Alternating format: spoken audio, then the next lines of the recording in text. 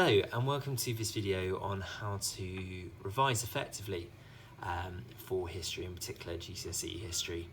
And this is going to take you through 3 key methods in terms of how to do this. Cover, check, repeat, instruction cards and speed planning answers, which are 3 really useful techniques with flashcards in particular, but could also be used with mind maps and various other techniques as well. Okay, let's start with the first one, cover, check, repeat, which I'm sure most people are familiar with. So let's say that you have created your flashcards, I don't know, maybe a day or 2 before or whatever it might be, and then you're coming back to them, right? And you're looking at your first one, when was the Declaration of Breda created? Well, hopefully we can remember this one from when we created them before. Well, the answer for this one, if I remember rightly, is April 1660. Yeah, I think I'm right in that, so I check it. Nice one, 100% correct. And that's the basic premise of how that one works. It's nothing more difficult than that. Quite easy with something like this, but if you were, I don't know, one of our more complex flashcards, like this question focus one, over here, explain what was important about the Declaration of Breda. I might be able to remember some elements of it, and that might be, well, gosh, there are 2 reasons, weren't there? One was, didn't it improve relations with the army?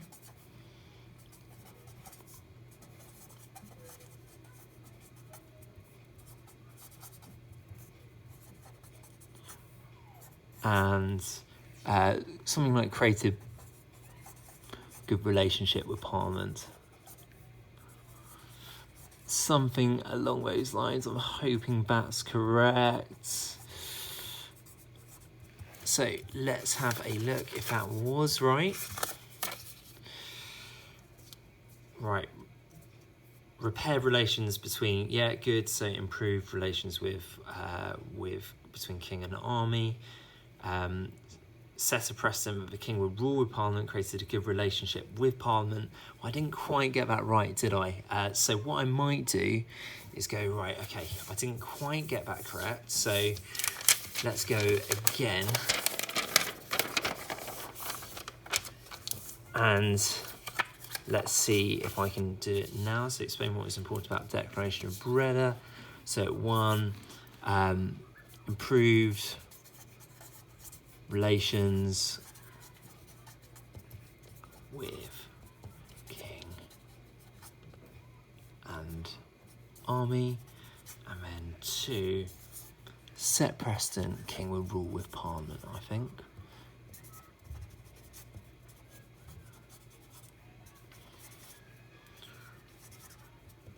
Okay, so how have I done this time?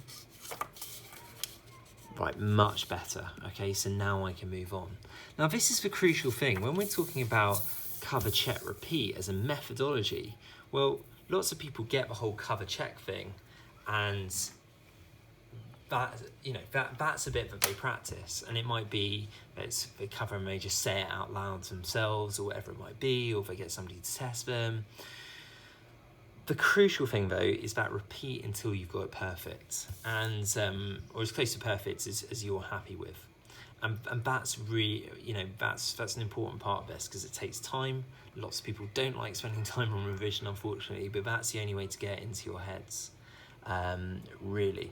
Okay, so that's cover, check, repeat. Let's go on to one which you probably haven't practiced before, which is instruction cards. Now, instruction cards you can just make yourself, and what we're looking for here is sort of generic instructions which might kind of test your memory on certain things. So it might be, you know, things like tell the story of this in 30 seconds, what does this link to, what happened as a consequence of this. You can see that these things could apply to most things which we look at in history to some degree, right? So I'm just going to show you how this might work.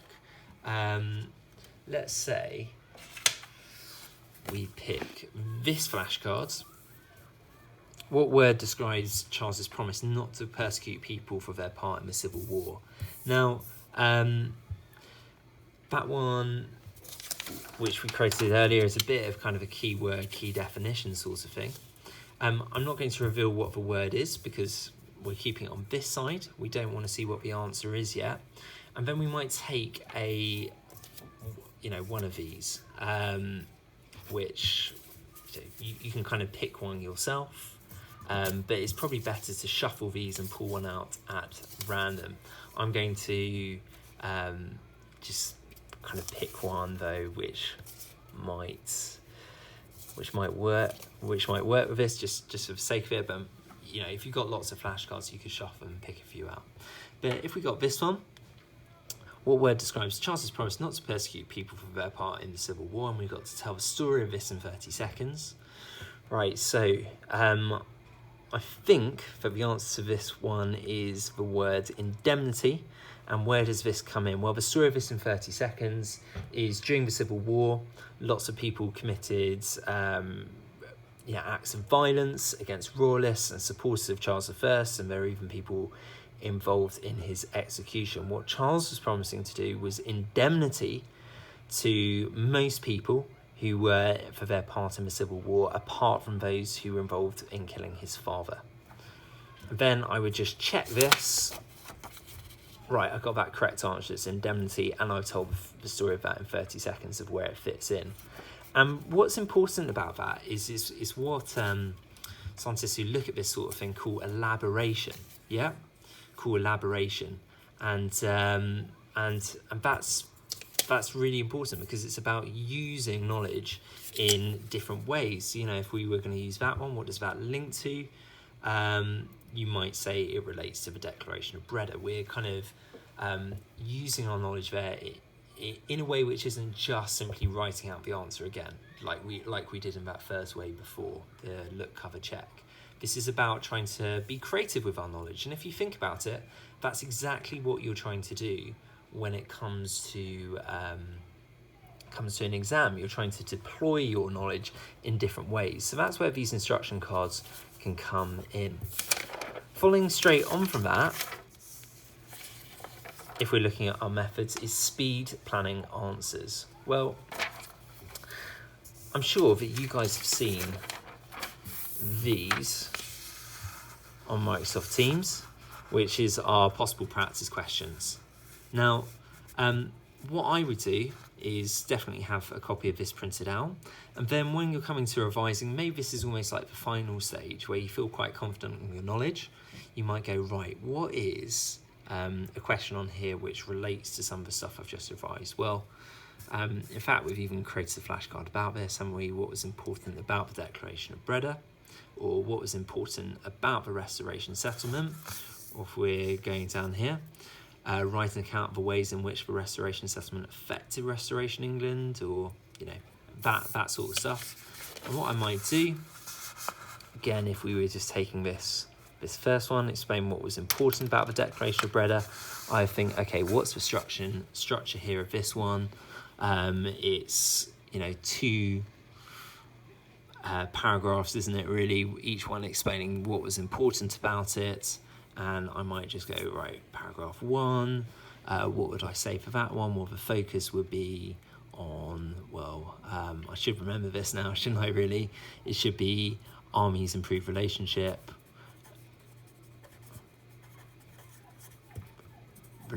with the crown. And then I might think, right, what pieces of evidence might I put down about that? I might put down about indemnity, wages paid off, yeah. And there we go. I'm thinking about what goes into that, and then I'm thinking, right, at the end of that paragraph, I need to explain what was important about the Declaration of Breda. So what did it do? It's the army could have been a threat.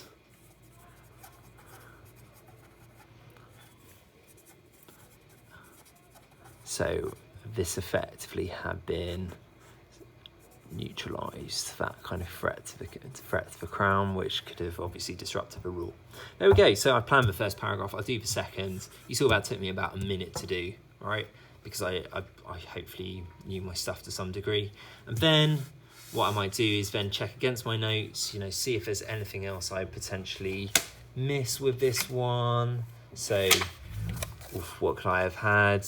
Only 13 executed. I missed that one off, so in another colour I might add that on as something to remember. But again, that's what we're doing. The whole point of that one is it's about using knowledge in a different way, that kind of elaboration and practicing what comes up in the actual exam. But there is one crucial thing which I want to talk to you about, which is these methods are not enough just to kind of practice once. And all kind of research is suggesting that the most important thing about revision is spaced practice testing. So all of those are methods of testing, aren't they? They're kind of checking your knowledge. And as you can see here, it's about being clever with what you're doing. Now, this is what I would do. If this was, let's say I had a test on Friday, I might put down on here, on my reminder page, that I've got a test, test coming up. So I need to be kind of, I need to kind of plan ahead to that one, all right? And let's say this is being set on the Friday before. So I've written down in here about my homework, and then I'm going to think, okay, so how do I spread this out? Well, let's say that I've created my flashcards over that weekend or created my revision resources and I spent half an hour doing it. I'm then maybe going to have 3 kind of targeted attempts at practice. So this might be, revision point 1, so revise 1, and that might be 15 minutes of targeted write out cover check, for instance, And then on the Wednesday, I might do the same, so revise 2 session, again 15 minutes, nothing more, targeted. I might not go through all my flashcards, maybe just the ones which I know that I'm finding difficult from this session here. And again, I might not use cover check, I might use some elaboration here. And then on the Thursday, it might be my revision session 3. Again, it's going to be 15 minutes, it's going to be nothing more, it's going to be really highly targeted at the stuff that I find difficult, and it might be using some exam questions to test out my knowledge of that one. So I'm trying to keep it different each time. I'm doing kind of really tight little focused revision sessions, which hopefully aren't going to feel boring as well. If I'm using different methods, if I might be using some of these cards on that session or whatever, and then some of the exam questions on this one, it's just going to make it far more interesting. And then by the time it comes to the tests, I'm not reliant, hopefully, on those flashcards. I'm not looking at the other side of the answers. I know the stuff and I can use it in different ways. So that's the crucial thing. If you are building up to a test and you say you've got 1 week, you've got to think, have I created the stuff, done my first session, my first testing, 3 days before, day before, that sort of stuff. If you're planning for the long term with this one, so you've got 2 weeks over half term, the same thing applies. Or if you're even thinking on a spectrum of months whilst working towards an exam, the same thing applies. Where are you putting in those spaced practice sessions? How are you making that revision effective? Anyway, hope that was useful. Thanks guys, and see you next time.